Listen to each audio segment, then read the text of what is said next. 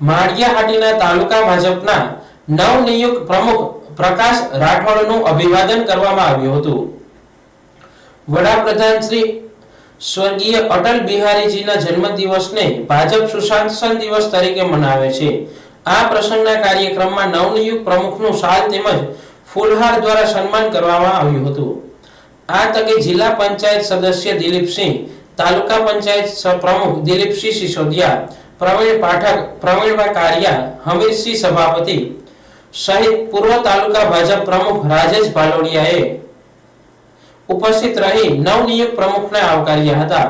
સ્વર્ગીય અટલ બિહારીજીના જન્મદિવસ નિમિત્તે ઉપસ્થિત તમામ ભાજપના કાર્યકરોએ અટલજીને યાદ કરી શ્રદ્ધાંજલિ આપી હતી। માળિયા તાલુકા પંચાયત મુકામે